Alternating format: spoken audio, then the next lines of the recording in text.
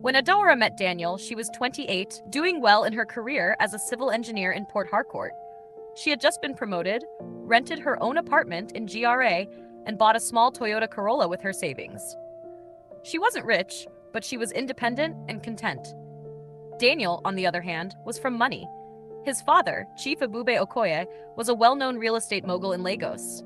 His mother, Madame Ngozi, ran a chain of luxury beauty spas in Abuja. The Okoys were the kind of family that took photos in matching Ankara on private beaches and sent hampers to senators every Christmas.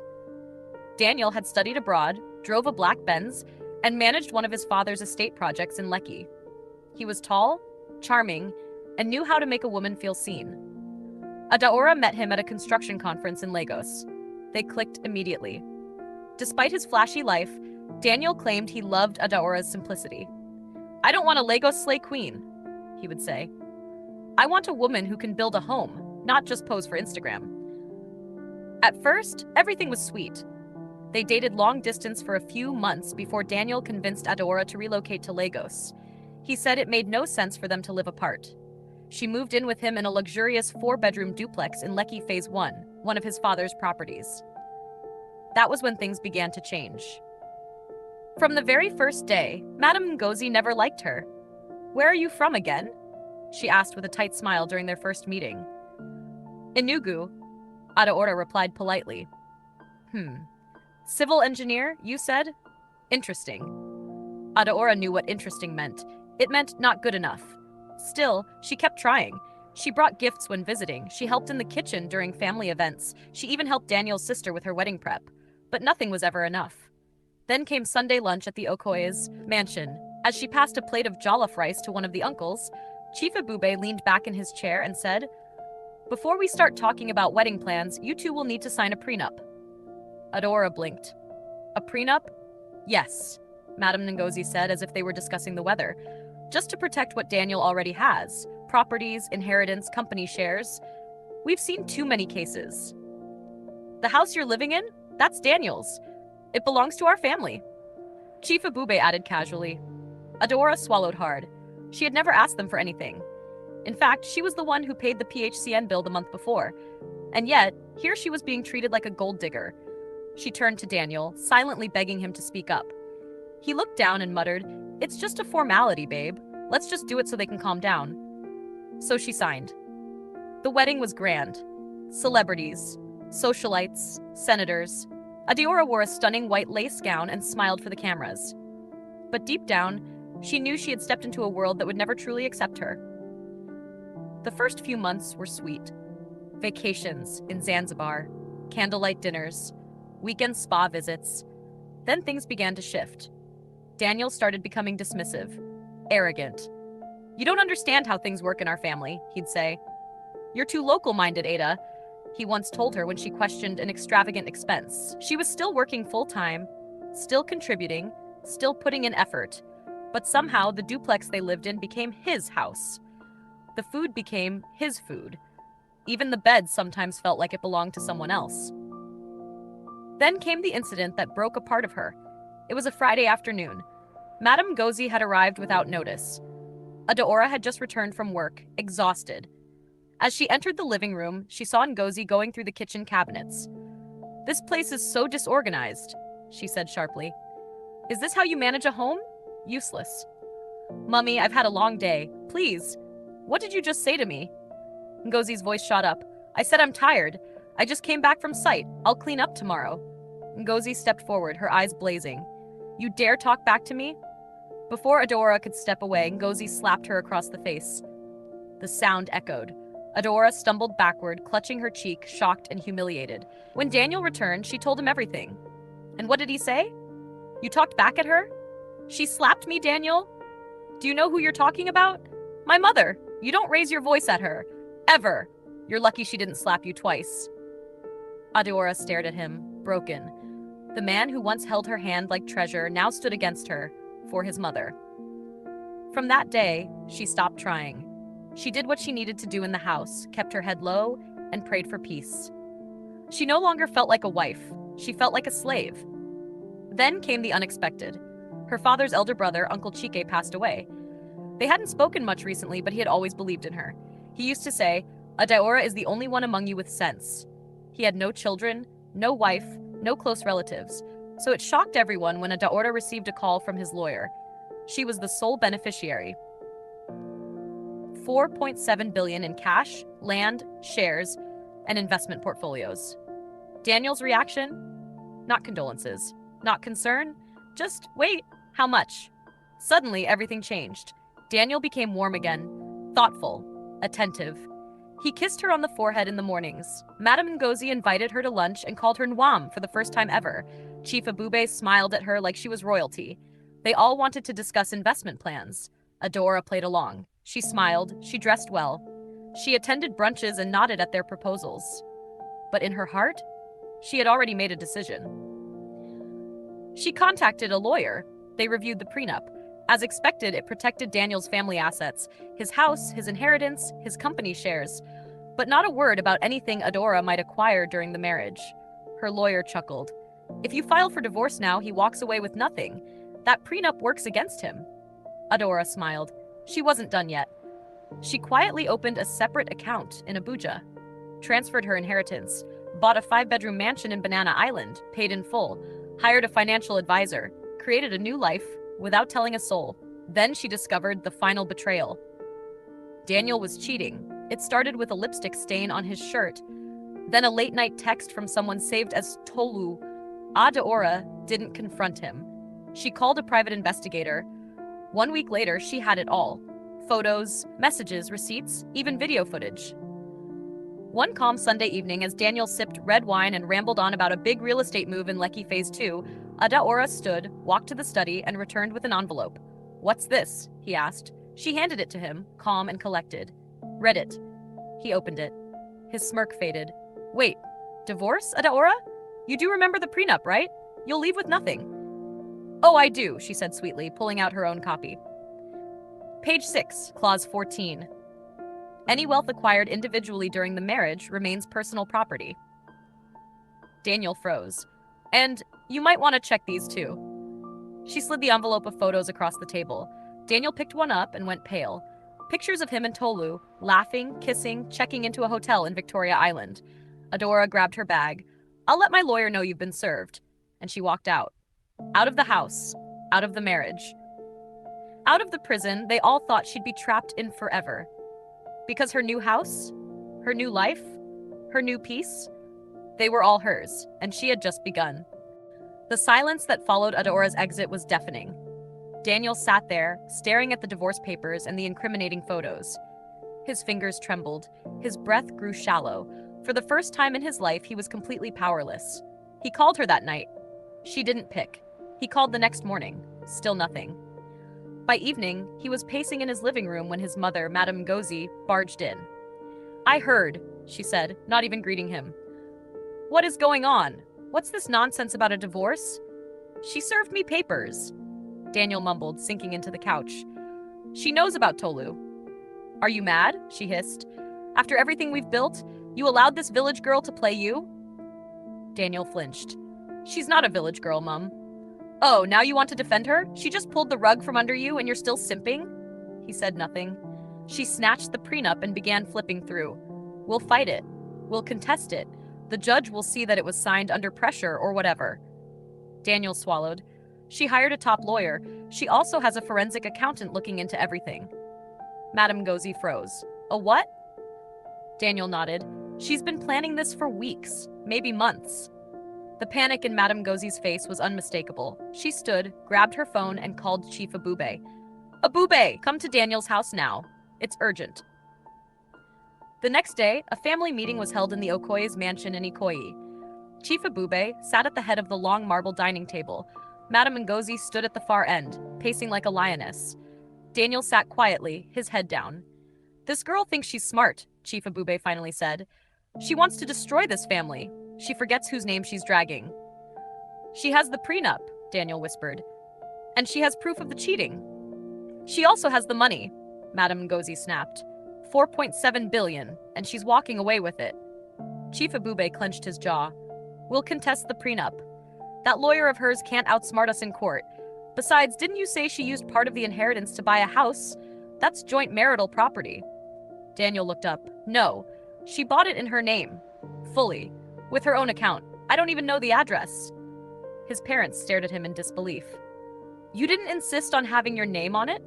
His father asked, eyes narrowing. She said she was still deciding. I didn't think. You didn't think? His mother screamed. Do you know how many women would kill to be in your position? You had her. You had her money, and you still chased Tolu, the tailor's daughter. Daniel's face burned with shame. 3 days later, Adora's lawyer received a formal notification. The Okoys were contesting the prenup. The grounds? Unfair terms and mental manipulation. Adora laughed out loud in her lawyer's office. Unfair? They're the ones who wrote the damn thing. Her lawyer, Barrister Aloka, smiled. Let them try. We have the paperwork. We have the timeline. We have evidence. And I have one more thing, Adora said, reaching into her handbag. A little gift? She handed Barrister Aloka a flash drive. Bank transfers, hidden transactions, dummy accounts. I didn't dig deep, just enough to show what kind of business the Okoys are running. Barrister Aloka whistled low. Where did you get this? I used to handle Daniel's project reports. He wasn't very careful with his files. Court day, Federal High Court, Lagos. It was supposed to be a simple divorce hearing, but the courtroom was full. On one side sat the Okoys, Chief Ebube, Madam Ngozi, Daniel, and 3 lawyers in dark suits. On the other side sat Adaora, Barrister Aloka, and a forensic accountant named Titi. The judge was a no-nonsense woman with sharp glasses and a sharper tongue. The Okoy's lawyer stood first. My lord, the prenuptial agreement in question was signed under social pressure, with terms that did not consider possible wealth gained during the marriage. Barrister Aloka stood slowly. My lord, not only was this document drafted by the Okoys themselves, but we also have clear proof that the clauses were explained and signed freely by both parties. In fact, we have video evidence of the signing at the family's insistence. He placed a file on the judge's desk. But more importantly, my lord, we have a financial concern to raise before anything proceeds. The courtroom stilled. We have documentation showing possible tax evasion, falsified land ownership claims, and undeclared offshore transfers by Chief Ebube Okoy and Madam Ngozi Okoy dating as far back as 2016. Gasps echoed across the courtroom. Madam Ngozi went pale. Chief Ebube shifted uncomfortably. The judge frowned, flipping through the documents. Chief Okoy, Mrs. Okoy, are you aware of the seriousness of these accusations? Their lawyer quickly stood. My lord, sit down, the judge barked. She turned to Daniel. Mr. Okoy, your name appears on several of these transactions. Are you aware of this? Daniel stammered. I only signed where my father told me to. I didn't know. That's not an excuse, the judge snapped. On paper, you are complicit. Within minutes, the tone of the courtroom changed completely. The divorce became secondary. Now the Okoys were facing criminal and financial investigations. The judge looked at Adora. You are free to go. The prenuptial agreement stands. Your inheritance remains untouched. Court adjourned. Back in the car, Adora exhaled deeply. Barrister Aloka laughed. They walked into court thinking they were fighting a divorce. They walked out with EFCC on their tail. Adora smiled faintly. Pride goes before a fall. 2 weeks later, EFCC raided the Okoy's Lekki office. News broke out everywhere. Top real estate family under investigation. Their accounts were frozen. Clients pulled out. Properties were seized. Madam Ngozi had to close down 2 of her spas. Chief Ebube's political ambitions crumbled overnight. Daniel? He lost everything. He moved back into his parents' smaller duplex in Magodo, one they used to rent out to tenants. His Benz was repossessed. Tolu stopped picking his calls. And Adaora? She traveled to Seychelles for a 1-week vacation, sipping cocktails by the ocean, finally at peace. She posted just one photo online, her on a yacht, sunglasses on, drink in hand, with the caption, "What they meant for harm, God used for good." 6 months passed. The Okoy name, once a symbol of wealth and influence, had become gossip fodder across Lagos. At every high-end brunch, on every Twitter thread and Instagram page, the same question lingered. How did they fall so fast? But Adaora? Adaora was glowing. She had quietly relocated to Abuja, moving into her Banana Island home only occasionally when she had business in Lagos. Her new house in Maitama was elegant, peaceful, and filled with everything she loved: books, art, and silence. No Tracy barging in. No man telling her she was lucky to be included. No prenup over her head. She had partnered with an architect friend and started her own construction firm, Dora Structures, named after her late mother.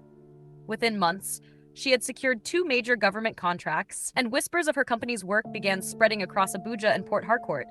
And best of all, she was finally living on her own terms. One evening, as she sat on her balcony sipping zobo and watching the sun melt into the Abuja hills, her phone buzzed. Unknown number. She stared at it for a while, then answered. Hello? Hi. Adaora. She paused. That voice. Soft, hesitant, familiar. Daniel, she said flatly. I didn't know if you'd pick. I needed to say something. She said nothing. I messed up. I know I did. I lost everything. But losing you? That broke me. Adora raised her brow and sipped her drink. I see you on the news sometimes. Your company, the awards, you're really doing well. Still, she said nothing. I wanted to say sorry. Truly. For everything. The way I treated you, letting my parents make you feel small, cheating, everything. A long pause. Then Adora replied calmly, I'm not angry anymore, Daniel. I've moved on. He swallowed audibly. Can I see you sometime? Even just to say goodbye properly?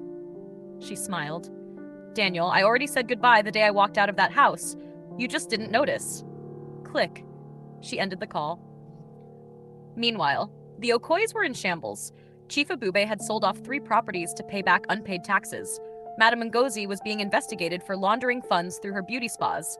Daniel's name remained on 3 fraudulent contracts, which meant he was still attending court hearings. Tolu had left him for a younger guy with a successful tech startup. She even posted a TikTok video with the caption, I almost became a stepmother to a broke man's problems. Daniel tried applying for jobs, but the moment employers Googled his name, doors slammed. The only job he could get was managing a small real estate office in Ikeja. No car, no suits, no luxury. One day, while sitting under the office AC with his stale lunch, he opened Instagram and saw Adaora again. She had just been named one of the top 10 female CEOs to watch in West Africa. Her picture was everywhere, standing in front of a completed high-rise project, a hard hat on her head, wearing a white jumpsuit and heels, arms crossed, chin up. He stared at it. His assistant peeped over and said, This woman na correct boss babo. I hear say her ex tried to cheat her and she finished him with 1 court hearing. Maddo. Daniel forced a smile. Back in Abuja, Adora got an invitation. It was for a women in business conference in Ghana. She was to give a keynote speech titled, The Power of Walking Away, Protecting Your Peace and Your Purpose. On stage, in front of a crowd of hundreds, she shared her story. Not the full drama, just the lessons.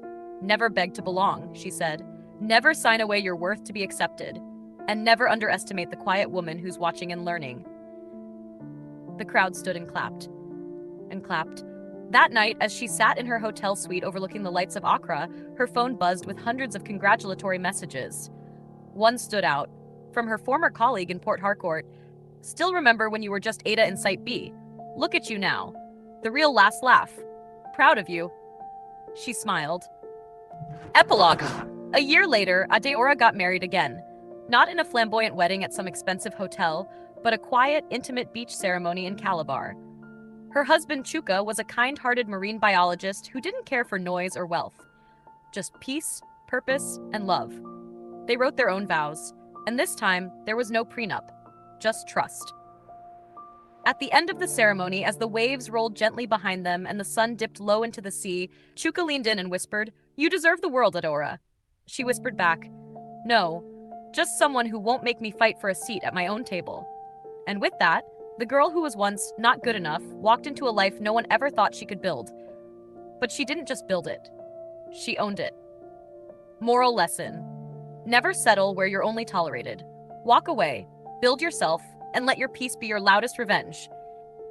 If you enjoyed this story, the twists, the lessons, and Adaora's powerful transformation, don't forget to like this video, comment below. What part touched you the most or reminded you of real life? Share it with someone who needs a reminder that walking away from disrespect is strength. Subscribe to the channel and turn on notifications. More deep, emotional, and inspiring African stories are coming your way. Until next time, stay wise, stay winning, and never forget your worth. This is Kukuruku Tales. where African stories come to life.